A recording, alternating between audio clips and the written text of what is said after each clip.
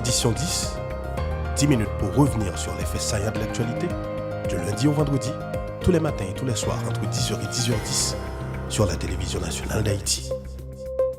Lundi 19 février 2024, mesdames, messieurs, bonsoir et bienvenue à cette première sortie d'édition 10, 10 minutes d'info. Au micro pour la présentation, Minkerline Destinée. À la une de l'actualité, le ministère du Commerce et de l'Industrie MCI a procédé le 19 février au lancement de la deuxième édition du concours national sur la propriété industrielle lors d'une cérémonie à son local à la rue Légitime dans l'aire du Champ de Mars. La propriété industrielle, un outil de développement économique et de commercialisation des idées, est le thème retenu cette année. S'exprimant à l'occasion, le directeur des affaires juridiques du MCI, Maître Danoval Charles, a précisé que les étudiants des universités publiques et privées sont concernés par cette activité qui se déroulera du 19 mars au 26 avril prochain. Les 4 premiers gagnants seront primés et bénéficieront de stages au MCI, a promis Danoval Charles, qui en a profité pour établir les critères de participation à ce concours. Écoutons ces propos recueillis par Paki Saint-Croix et Pierre-Daniel Lamatinière. Concours dissertation sur exercice annuel que le ministère a lancé à l'intention des étudiants des universités du pays, qui surtout vise à les encourager sur le rôle que jouent les droits de propriété industrielle dans la promotion de l'innovation et de la créativité. Donc on est que l'année dernière, c'était la première édition qui a gagné un bon succès par rapport à 270 candidatures que nous avons recevoir. Et au thème de ce concours, les 3 lauréats ont été primés lors de la célébration mondiale de la propriété intellectuelle. Et actuellement, ces lauréats, ils travaillent dans la direction affaires juridiques comme contractuels après qu'ils ont passé période de stage. Année ça, un règlement concours stipule clairement que candidature il a fait en ligne à travers adresse électronique direction affaires juridiques qui c'est DAJ en commercial mci.gouv.ht et que candidat accompagné dépôt de candidature là avec une fiche et formulaire d'inscription que la joindre sur site ministère là et page web MCI. Fichier de candidature là, il est supposé enregistrer en format Word ou PDF et il est supposé nommer concours/MCI/PI, c'est propriété intellectuelle, nom et prénom candidat. Texte là, il est supposé un texte qui est original, qui n'est pas déjà publié déjà.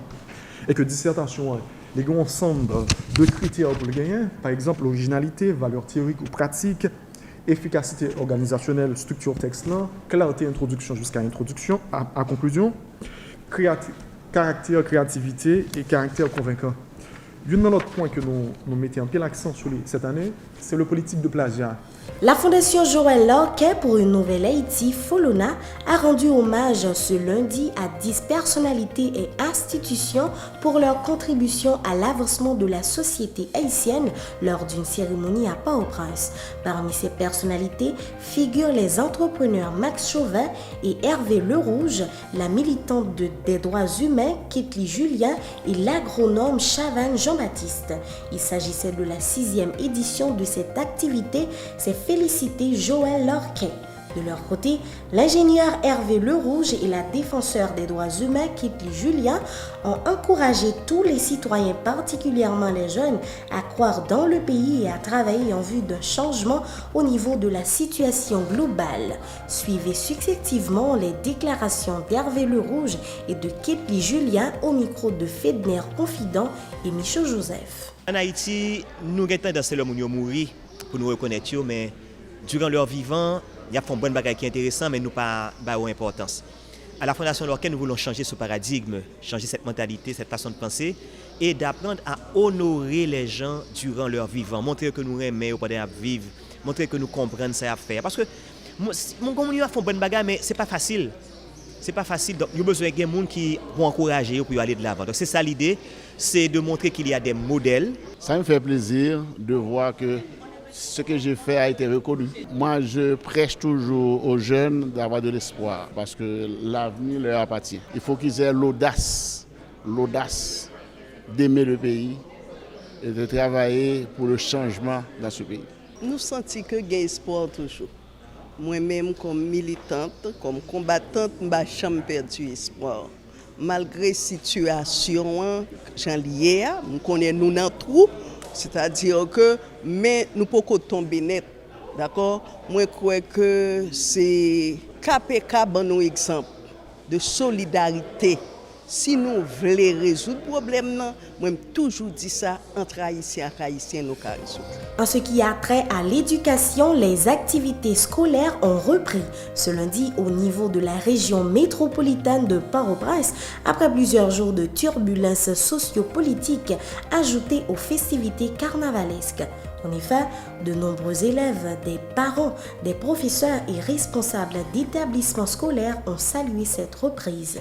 Pour les directeurs du lycée de Pétionville, Jean-Marc Charles, enseignants et élèves vont redoubler d'efforts en vue de combler les lacunes accumulées au cours des périodes de troubles. Ces propos. Nous gagnons un effectif assez considérable et dans toute classe que nous passons déjà, on travaille dans la classe NS1F. Côté environ 80 à 90% élèves dans la classe à venir. 9e année, on vient à 90-95% en moyenne. En gros, de S1 à S4, nous sommes capables, sans pas exagérer, il faut gagner en moyenne 90% élèves qui viennent à l'école. Nous avons feedback dans pile professeurs qui viennent travailler matin.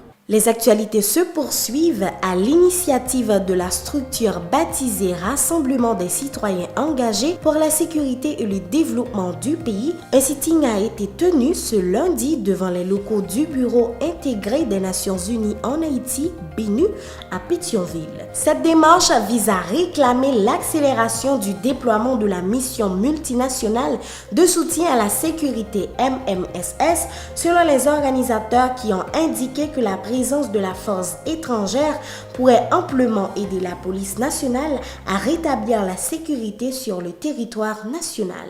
Nous là aujourd'hui, c'est pour demander à l'État haïtien, pour demander à Bini, pour lui prendre responsabilité, engagement face à la population.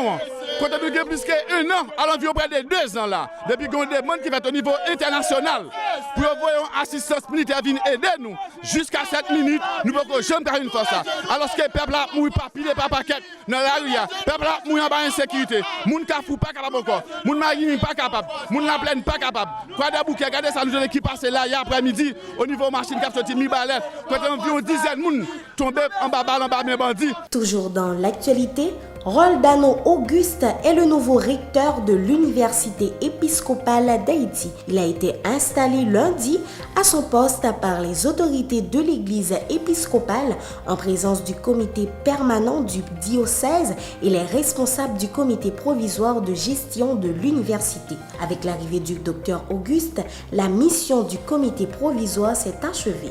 Depuis plus d'1 an, il assurait la gestion de ladite université. Le nouveau recteur qui s'est réjoui de son installation a promis de s'atteler à la tâche en vue du renforcement à cette structure. Écoutons-le. Je vais œuvrer pour laisser ouvertes les portes et les fenêtres de la science, de la pensée critique et scientifique à l'UNEF, pour en finir avec la pensée magico-religieuse et l'haïtianisme de bas instinct, souvent reconnu comme source principale de crise et de la mauvaise gouvernance. J'ouvrirai les portes de l'UNEF à ces enfants qui ont hâte de revenir pour servir leur alma mater. Je vais travailler pour que cette synergie dont nous avons fait mention pour eux soit rendue possible et réalisable. Dans quelques jours, je proposerai au rectorat, au décanat et au corps professoral le plan institutionnel UNEF 2024-2029. Il nous faudra organiser des séminaires et des séances de travail en atelier pour apprécier, évaluer, analyser, corriger et modifier ce plan avant de se l'approprier ou avant de le mettre en application. La dissolution du Parlement Tel est le titre du dernier ouvrage du politologue Rudy Stanley Pan, dont la vente signature a eu lieu le 16 février à Pétionville. À travers cet ouvrage, l'auteur a mis l'accent sur les facettes de la dissolution éventuelle de l'institution parlementaire tout en résumant plusieurs décennies de bouillonnement politique. Plus loin, Rudy Stanley a mis en relief la fragilité de l'État qui découle notamment de la faiblesse du pouvoir législatif. En guise de solution, l'auteur appelle tous les acteurs à tirer les leçons du passé et à œuvrer en vue du renforcement des institutions du pays. Suivez cet extrait recueilli lors de la présentation de cet ouvrage de Rudy Stanley Pan. Son travail qui étudiait conflit qui généralement est opposé Parlement avec pouvoir exécutif là, ou du moins fragilité Parlement comme institution, comme pouvoir public. Maintenant, le travail en soi, l'inviter lecteurs, l'inviter acteurs politiques à jeter un regard poussé sur activité ça qui malheureusement dans l'histoire politique pays est plus faite de manière autoritaire que légale ou constitutionnelle. Donc c'est une sorte de fragilisation du Parlement en tant qu'espace de pouvoir, mais de représentation et de la population, parce que les élus au niveau du Parlement, ils sont les représentants du peuple. Donc c'est un travail général côté que nous avons différents types de dissolution, nous étudier politiquement pour que nous soyons capables de tirer les meilleures leçons. C'est un travail qui prend à peu près 3 ans pour me réaliser li, et puis je dis à la travail ça est disponible pour que le public là est capable de tirer enseignement qui gagne là-dedans. Voilà, c'est ici que prend fin ce numéro d'édition 10. Merci d'avoir été des nôtres. Bonsoir tout le monde.